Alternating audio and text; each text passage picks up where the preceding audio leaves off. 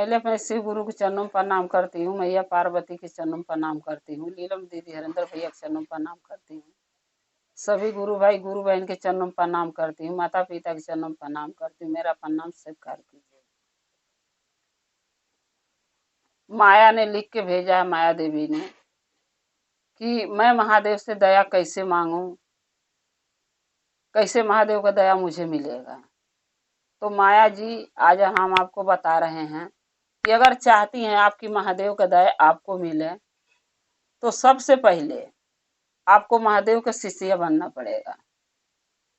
महादेव के जब आप शिष्या बन जाएंगी, बनने के बाद जब आपका नाम का घोषणा हो जाए, महादेव का शिष्या बन जाएंगी, बनने के बाद 3 सूत्र मैं आपको बता रही हूँ, उसका पालन करना पड़ेगा। जब वो 3 सूत्र आप सुबह शाम अपने दिल से, अपने मन से, सच्चे दिल से आप करेंगी, तो आपके पास महादेव का दया अपने आप आना चालू हो जाएगा। अगर वो तरह आप दया चाहती हैं महादेव का मिले, तो जितना शिष्य बनने के बाद दया पाएंगी, उतना वो तरह दया महादेव का नहीं मिल पाएगी। एक होता है ना, जब हम आप किसी के गुरु बनाते हैं, गुरु बनाने का मतलब क्या है कि हमने गुरु बना लिया, तभी तो हम दान करेंगे तो हमें मिलेगा। अगर हम गुरु नहीं बनाए हैं तो हमें मिलेगा क्या? हम चर्चा करें, भजन करें, दान पुण्य करें, कुछ नहीं मिलेगा। अगर हम चाहते हैं हमके दया मिले, हमें भक्ति मिले महादेव का, तो सबसे पहले महादेव को अपना गुरु बनाना पड़ेगा, नाव का घोषणा करा के शिष्या बनना पड़ेगा।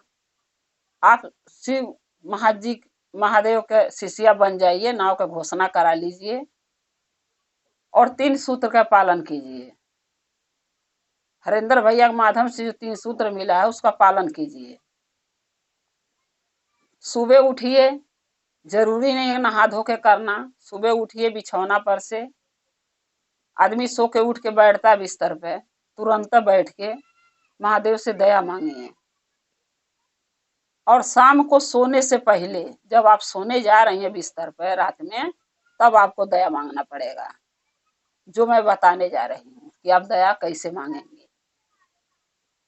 पहला में कहना है सुबह और शाम दोनों टाइम, एक सुबह सो के उठे तब, और एक शाम को सोने से पहले बिस्तर पर, कि हे शिव गुरु, आप मेरे गुरु हैं, मैं आपकी शिष्या हूँ, मुझ शिष्या पर दया कर दो। हे शिव गुरु, आप मेरे गुरु हैं, मैं आपकी शिष्या हूँ, मुझ शिष्या पर दया कर दो।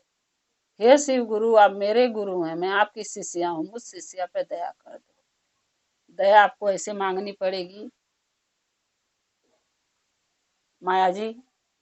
और नमन, अरे चर्चा है, चर्चा है, बोल बतिया के करना है। दीदी बहनी मिल जाए तो, नहीं तो अपने मन से भी कह सकती हैं कि पहले में दया, दूसरा में चर्चा, तीसरा में नमन करना। दया जैसे बोली वैसा करना है। नमन चर्चा करना है कि हे शिव गुरु, हे दीदी, ये बहनी, हे भैया, हमने शिव गुरु के अपना गुरु बनाई हूँ, आप भी बना लो, आप भी शिव का शिष्य और शिष्या बन जाइए, आप भी गुरु बना लीजिए। शिव गुरु बहुत दयालु हैं, हम पे दया किए हैं, आप पर भी करेंगे। चर्चा ऐसे बोल बतिया के कर लीजिए, चाहे अकेले में ऐसे बोल के कर लेना जैसे मैं आपको अभी बता रही हूँ। नमन करना है 108 बार, रुद्राक्ष के माला पे, अंगूरी के गांठ पे। रुद्राक्ष के जो माला होता है 108 दाना होना चाहिए, 108 दाना का रुद्राक्ष होना चाहिए, इससे न कम न बेसी। उसको इस अंगूरी के बीच में करके नमः शिवाय, नमः शिवाय करना है।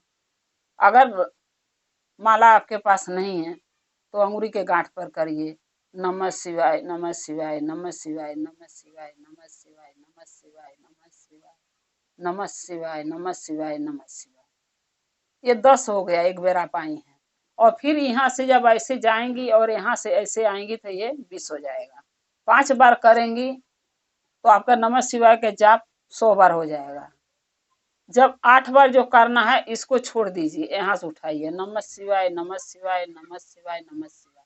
4 हो गया, नमः शिवाय, नमः शिवाय, नमः शिवाय, यहाँ आएगा 4, 8 हो गया। जब आप शुरू करेंगी तो यहाँ से ऐसे जाएंगी, ऐसे आएंगी, और यहाँ से ऐसे जाके ऐसे आके फिर ऐसे जाना, यानी ये दोनों जो है बीच वाली नहीं छूना, इस पर नहीं करना है।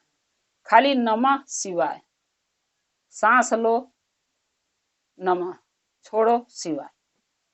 आप ये 3 सूत्र अगर कर लेंगी तो मुझे अपने महादेव पर पूरा भरोसा, पूरा विश्वास है कि जो भी आपके घर में, आपके पास, आपके साथ दुख परेशानी कष्ट है, जिससे आप परेशान रहती हैं, वो महादेव दूर कर देंगे। वो दुख आपका दूर हो जाएगा, वो कष्ट खत्म हो जाएगा। लेकिन दोनों टाइम, सुबह शाम, सो के उठा तब बिस्तर पर, और सोने जाकर रात में तब।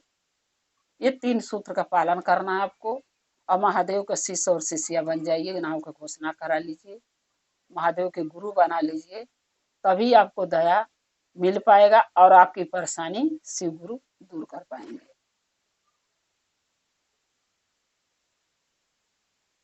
तो माया जी, आपको मैं समझा दी हूँ। आप हमारे वीडियो अगर देखती हैं तो इस चीज़ का ध्यान रखिए। अगर आप चाहती हैं आपका दुख खत्म हो जाए तो ये कार्य करना पड़ेगा जो मैं आपको बताई 3 सूत्र के बारे में। आप इस बात का ध्यान रखिएगा। अब मैं एक कथा सुनाने जा रही हूँ, कृपा करके गुरु भाई गुरु बहना ध्यान से सुनिएगा। कथा को पूरा सुनना, आधी अधूरी कथा नहीं सुनना चाहिए, क्योंकि शिव गुरु का अपमान होता है। पूरा कथा सुनने से कथा के रहस्य के बारे में पता चलता है और ज्ञान भी मिलता है कि कथा में हमने क्या सुना और क्या सीखा। इसलिए कथा का हमेशा पूरा सुनना चाहिए। एक गांव में एक राजा रहते थे। वो जो राजा थे बहुत धर्मात्मा थे, और उनके एक बेटा था और एक बीवी थी। 3 परिवार थे उनके, यानी मियाँ बीवी राजा रानी और एक लड़का। उनके पास एक मंत्री रहता था, जिसे हर राजा के पास मंत्री रहते थे ना पहले के जमाने में, जो उनको सलाह देते थे, उनको बताते थे कि राजा ऐसे करिए, ऐसे करिए, ये फायदा होगा करेंगे तो, नुकसान होगा करेंगे तो ऐसे वो मंत्री उनके पास राजा के रहता था। अगर मंत्री में एक ही था बात, जो गांव में अगर कोई बुरा काम होता था तो कहता था, ये नहीं कहता था बहुत बुरा हुआ, वो यही कहता था महादेव की बहुत बड़ी दया है, महादेव दया किए उसके ऊपर। ये बोलता था महादेव बहुत बड़ा दया किए, चाहे वो अच्छा काम हो चाहे बुरा काम हो, यही बात उसके मुख से निकलता था। गांव वाले भी लोग परेशान होते थे सुन सुन के। राजा भी सोचते थे कि जब ये अच्छा काम होता है तो भी कहता महादेव को बहुत बड़ी कृपा हुआ, दया हुआ, और बुरा काम होता तो भी यही बात कहता है। ऐसा क्यों कहता है मंत्री? एक दिन क्या हुआ कि राजा का बेटा मर गया, एक ही बेटा था, वो मर गया। तो भी वो मंत्री क्या बोला, महादेव का बहुत बड़ी कृपा हुआ। लेकिन ये बात कोई समझ नहीं पाता था। राजा को सुने, राजा को बहुत दुख हुआ। राजा सोचे कि मेरी मंत्री है, मेरे हवेली में रहता है, मेरे राजमहल में रहता है, मेरा नमक खाता है, मेरे ही घर में रहता है, और मेरा बेटा मर गया तो कह रहा महादेव का बहुत बड़ा कृपा हुआ उसके ऊपर। राजा बहुत गुस्सा हुए, लेकिन अपना गुस्सा को शांत कर लिए। सोचे जाने दो, इंसान से ही गलतियां होती है, इससे भी हो गया। एक रोज क्या हुआ कि राजा की बीवी मर गई, रानी। तो भी मंत्री यही बात बोला कि महादेव को बहुत बड़ा कृपा हुआ, दया हुआ। फिर राजा को गुस्सा आया कि मंत्री पागल हो गया है, हमारे साथ बुरा हो रहा है लेकिन इसको कोई फर्क नहीं पड़ रहा, हमेशा कहता बहुत बड़ा कृपा हुआ महादेव का, बहुत बड़ा दया हुआ, ऐसा ही क्यों बोलता है। फिर राजा ने अपना गुस्सा को शांत कर लिया और उसको कुछ नहीं बोले। फिर कुछ दिन के बाद राजा एक तलवार दिए थे लोहार के यहाँ पीट के बनाने के, वो तलवार नया बन के आ गया। राजा ने तलवार को चेक कर रहा था, इसमें धार है सही से कि नहीं। राजा की अंगुली कट गई। जब राजा की अंगुली कट गई तब वो मंत्री क्या बोला, महादेव का बहुत बड़ा कृपा हुआ। तब राजा फिर गुस्सा हुए, बोले मंत्री सच में पागल हो गया, इसको अपने राज्य में रहने देने लायक नहीं है, क्योंकि इसको अच्छा बुरा के तो पहचान ही नहीं है। बुरा हो तो भी कहता महादेव को बहुत बड़ा दया हुआ, और अच्छा होता तो भी कहता महादेव को बहुत बड़ा कृपा हुआ। राजा ने गुस्से में आके मंत्री के अपने राज्य से निकाल दिया। राजा बोले मंत्री के, मंत्री तुम मेरे राज्य में नहीं रहोगे, आज के दिन से हमारा राज्य छोड़ के जाना पड़ेगा। इतना दूर चले जाओ कि कभी मुझे भूल के दिखाई मत देना, नहीं तो अपने आप को मैं रोक नहीं पाऊंगा तुम्हें दंड देने से। मंत्री क्या बोला, महादेव को बहुत बड़ा कृपा हुआ। फिर मंत्री यही बात बोला। राजा सोचने लगे कि इसको मैं जॉब से निकाल दिया, काम से निकाल दिया, अपने राज्य से निकाल दिया, लेकिन ये बात ये क्यों बोलता है बार बार, महादेव को बहुत बड़ा कृपा हुआ, दया हुआ, क्यों बोलता है। मंत्री ये बात बोल के चला गया और राजा अपने घर। कुछ दिन के बाद राजा ने सोचा चलो आज शिकार करने जाते हैं। राजा शिकार करने जंगल में जब गए अपने सैनिकों के साथ, राजा इतना दूर निकल गए, हिरन एक दिखा जंगल में। जंगल में हिरन को मारने के लिए राजा इतना दूर चले गए कि अपने सैनिक से दूर हो गए, राजा अकेला बच गया। जब दूर चले गए घने जंगल में बीचों बीच, तो न सैनिक दिखे पीछे और न हिरन इनको मिला, राजा को न हिरन को मार पाए। अब राजा सोचे कि अब घर लौट चलते, हिरन तो भाग गया। तौले कुछ डाकू चोर क्या किए, राजा को बंदी बना लिए पकड़ के।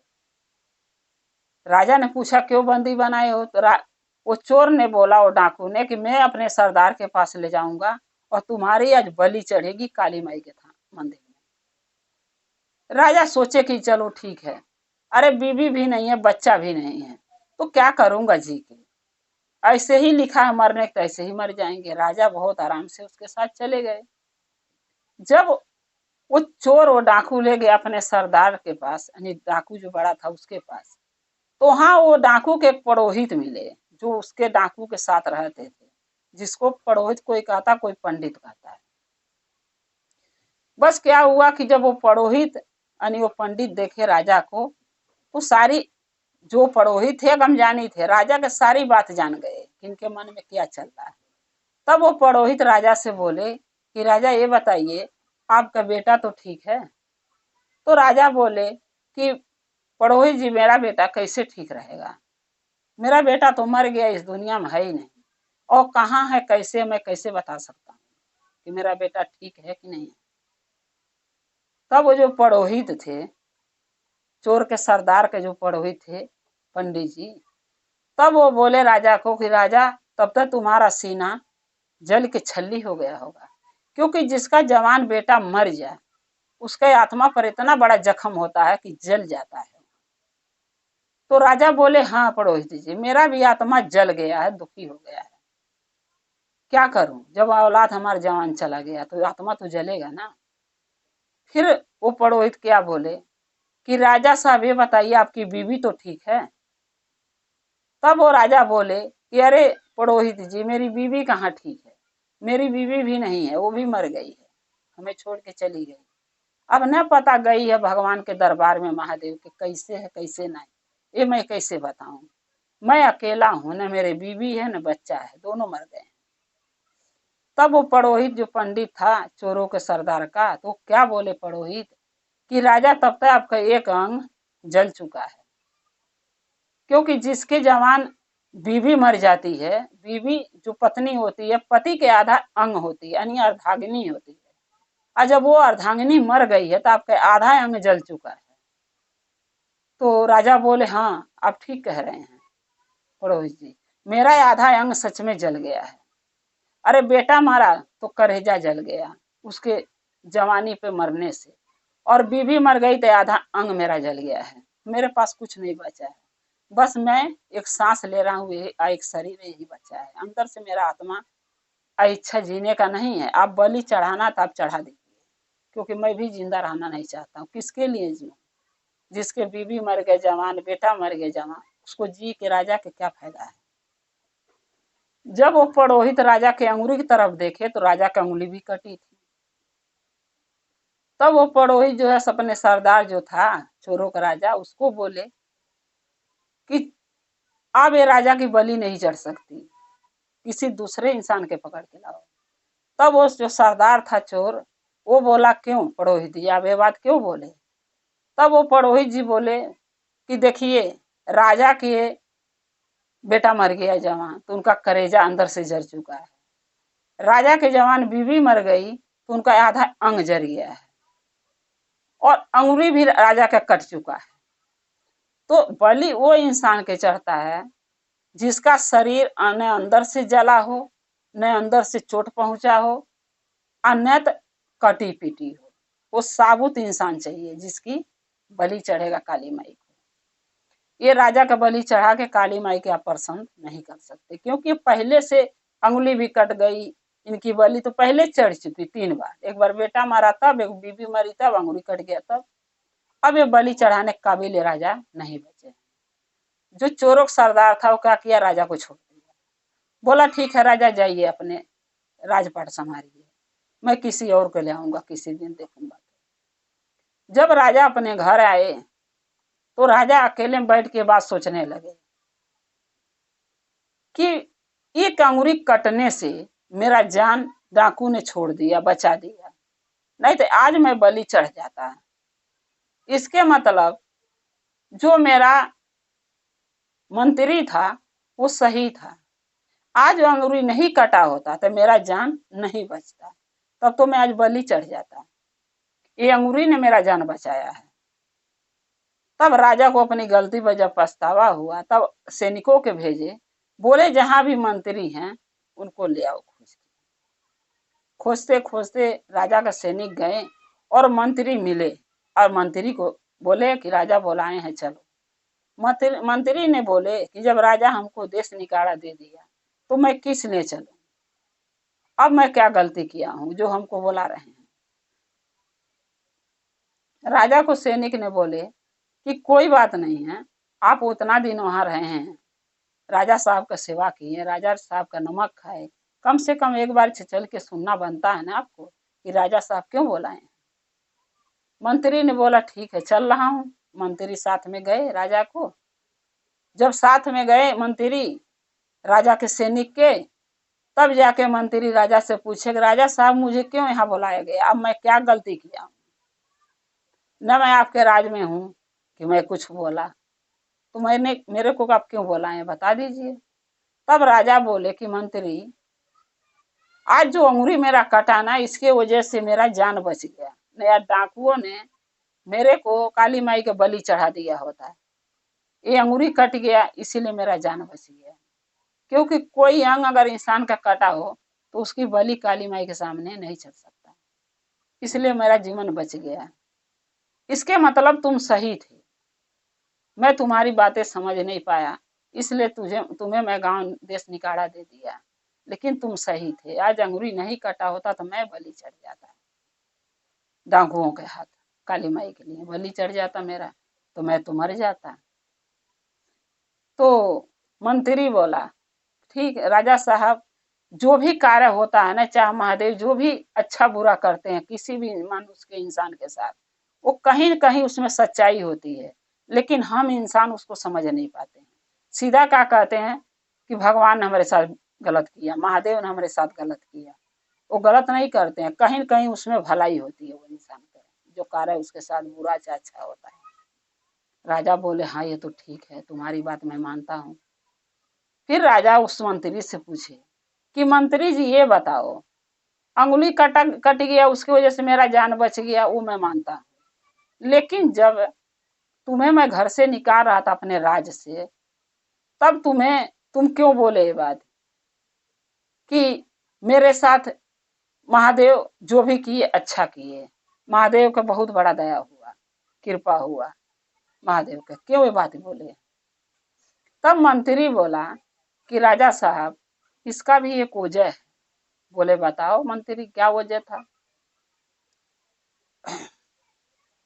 मंत्री ने बोला राजा साहब कि राजा साहब अगर मैं ये नहीं बोलता कि महादेव को बहुत दया हुआ, बहुत बड़ा कृपा हुआ, तो आप हमके अपने राज से नहीं निकालते। तो राजा बोले हाँ बोला अगर मैं रात से नहीं आपके निकलता तो आज जब आप गए थे शिकार पर तो मुझे आपके साथ जाना पड़ता। तो बोले राजा हाँ तो जाना ही पड़ता रहते तो मंत्री बोला देखिए जब मैं आपके साथ जाता तो आपकी तो अंगुरी कट गई थी, आपका बेटा मर गया था, आपका बीवी मर गई थी, अंदर से भी आपका दिल जला हुआ था, शरीर जला हुआ था दुख से, और अंगुरी भी बाहर से कट गया। तो आपके बलि तो वो चोर का सरदार नहीं चढ़ाता काली माई को, लेकिन मेरी बलि जरूर चढ़ जाती, मेरा जान ले लेता, क्योंकि न मेरा कोई अंग जला है, न मेरा बेटा मरा, न बीवी मरी, आना मेरा अंगुरी कटा था, मेरी तो बलि चढ़ जाती, आप तो बच जाते अंगुरी कटने के नाते, लेकिन मैं तो बलि चढ़ जाता, मैं तो मर जाता, तो मेरे बीवी बच्चे कौन देखता।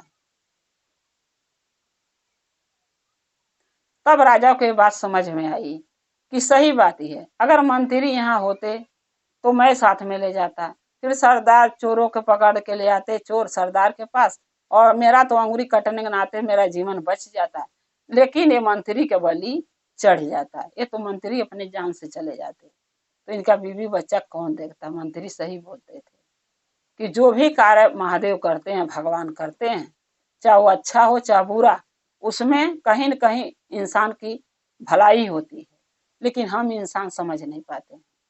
राजा के जब ये बात समझ में आई, राजा ने अपनी गलती मान के और फिर उस मंत्री के अपने घर में काम पर रख लिए, फिर वही ओहदा दे दिए मंत्री का कि तुम आज से फिर मंत्री बन के मेरे महल में रहोगे, मेरे राज्य में रहोगे, और मेरे अच्छे बुरे में मेरे को मार्ग और रास्ता दिखाओगे और मेरे सहायता करोगे।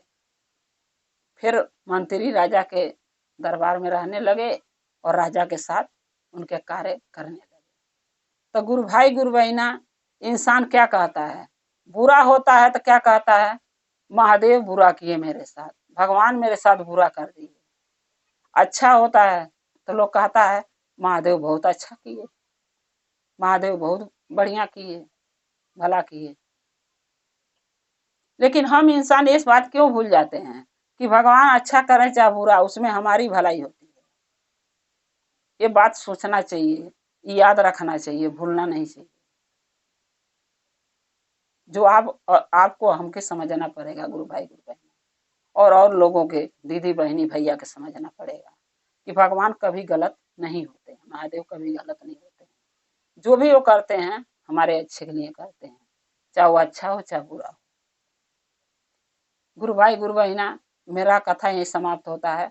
अगर मेरा कथा आपको अच्छा लगा तो कमेंट में लिख के भेजिएगा, चैनल को सब्सक्राइब कर लीजिए ताकि मेरी नई नई वीडियो कथा जो भी मैं डालती हूँ आपके पास पहुँचती रहे, और आप हमारी वीडियो इसे देखते रहें, हमको प्यार देते रहें, और हमारा और आपका रिश्ता ऐसे गुरु भाई गुरु बहना के रिश्ते से बना रहे, और हमेशा आप लोग हमारे साथ रहें।